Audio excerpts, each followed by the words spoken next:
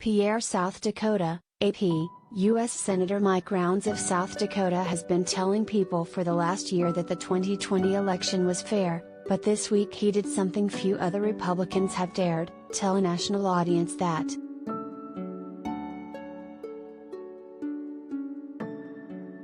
Now he wishes more Republicans would join him.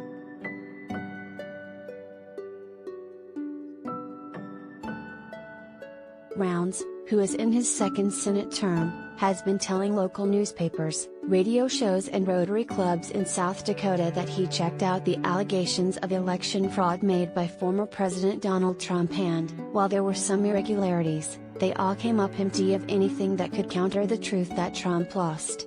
So, when ABC News this week asked the senator to appear on its Sunday show to discuss the January 6, 2020, attack on the Capitol, Rounds said his decision was simple: "Well, of course I will."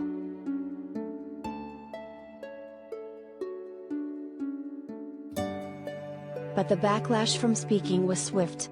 Rounds said he wasn't looking to pick a fight with Trump, but that's exactly what happened. The former president called Rounds a jerk in a statement. Rounds stood by what he said, and argued there are many more Republicans like him, and they need to speak up.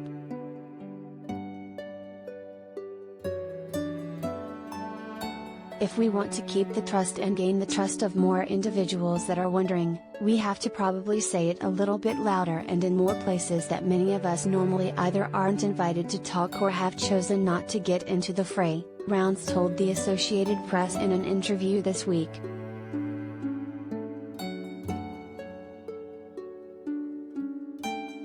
Rounds got back up after Trump's attack from several high-profile Republicans, including Senate Majority Leader Mitch McConnell and fellow South Dakotan Senator John Thune, who has had his own run-ins with Trump. But with the GOP still largely in the former president's grip, it's not clear whether Rounds' defiance represents a slip in that grasp or whether he's a lonely voice in the party.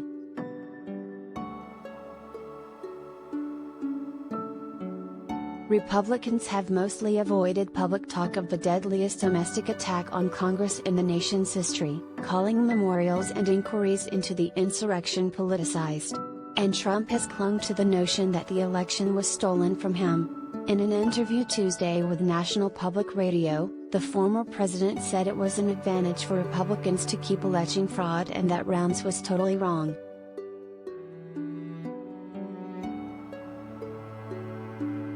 Some Republicans have worried that Trump's attacks will wind up hurting the party, depressing turnout by conservatives and damaging them in future elections.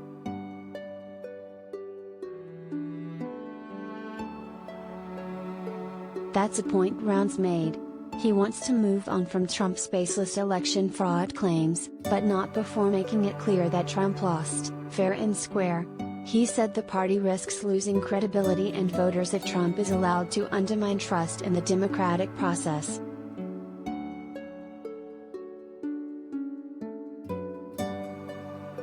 "We have to be more aggressive in reassuring conservatives that their vote counts," Rounds said, adding to give them reassurance that they can trust us and that we will speak the truth.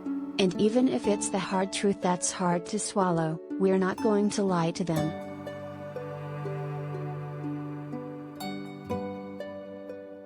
In South Dakota, the reaction to Trump's attack on Rounds has so far been muted compared to the backlash Thune faced last year when Trump lashed out at him for saying that the attempt to overturn the election would go down like a shot dog in the Senate.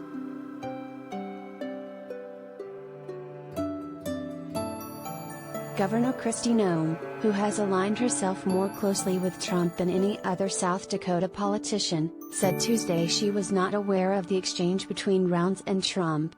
And Jeff Holbrook, the chair of the Pennington County GOP, one of the state's largest county parties that held Stop the Steal rallies in support of Trump after the 2020 election, said he had seen little reaction to Trump's attack on Rounds.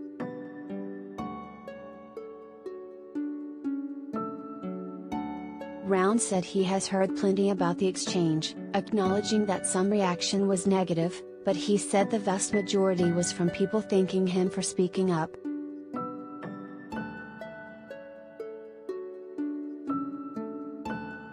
Trump jabbed at Rounds by saying he only had courage to make those remarks because he doesn't face re-election until 2026, and he pledged that he would never again endorse Rounds.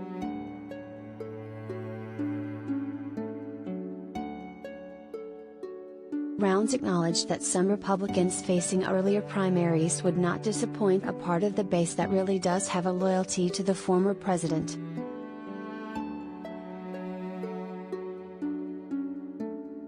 But he argued it could be done, pointing to Thune, who recently mulled retirement before announcing last week he would seek another term.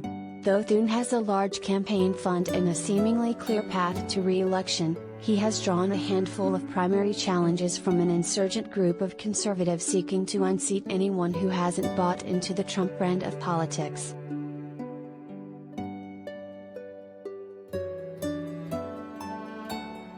He's not looking for a fight, Rounds said of Thune. He just wants to be honest with the people.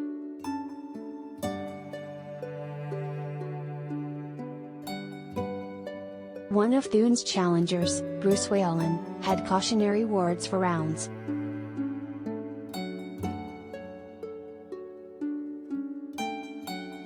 He needs to remember that South Dakota is predominantly MAGA and there are just so many angry people out there right now, Whalen said.